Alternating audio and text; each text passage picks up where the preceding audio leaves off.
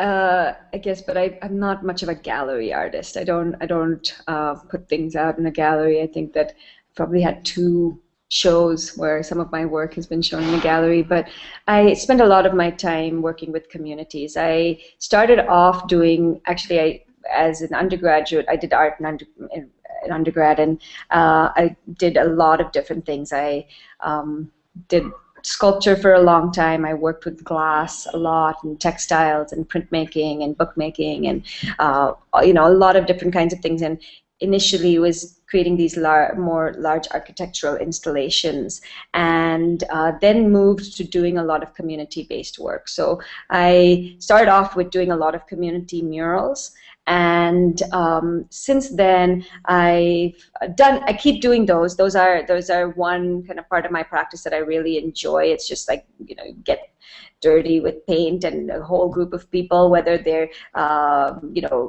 6 years old or 80 years old, everybody's able to engage with you. And I do a lot of that as part of my education work as well, where work with particularly around bringing people together when there's tension in a community, bringing people together using the arts as a way to bring people together. So and very much a part of that is a lot of facilitation of engagement and dialogue beyond just the artifact of a mural that might come out of it. So that's one part of the kind of work I do. On a more personal level, I enjoy making books, and so and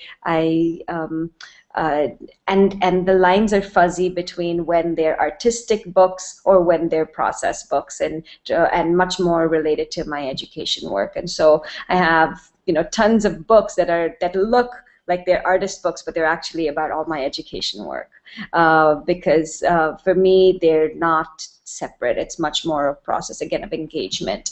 So I make a lot of books. I enjoy recording in many different ways. I'm not a linear thinker, so traditional structure of a book, leaf after leaf, does not really work for me. So I'm much more of I have books and books like that of notes that I never look back to because they're just not accessible. They just become like this whole block of paper that becomes inaccessible. So I'm much more of a circular thinker, and for me, the books and the structures of my books represent more the way I think and connect things. And so I do that a lot, both as an artist, as an educator, as with teachers that I work with, as well as with kids that I work with, that kind of thing.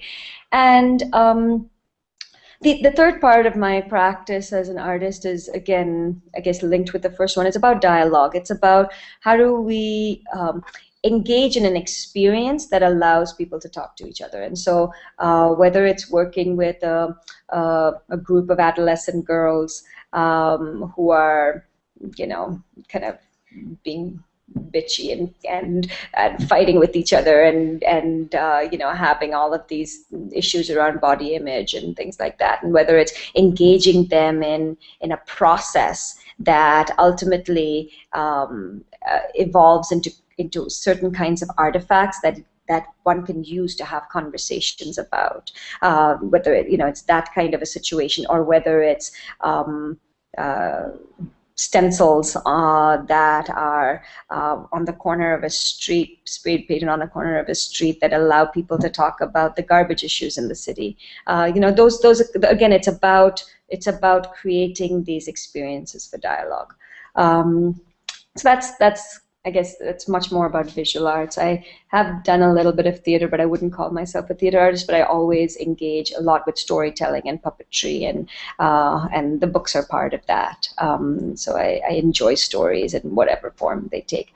And as an extension of that, I also have been doing Indian classical dance for a long time, and that is also very much about storytelling. And it's traditionally been used to communicate great mythologies, but also the anxiety, the kind of the emotions and the internal kind of battles that a man or a woman face in different kinds of situations. The Indian classical dance is very much about that expression, that kind of expression. So I did a lot of Bharatanatyam, which is one form, and Odissi, which is another form of dance. And so I do that, and occasionally, I also engage with a martial art called Kalaripai too. So those are just some of the ways I engage as an artist or a dancer.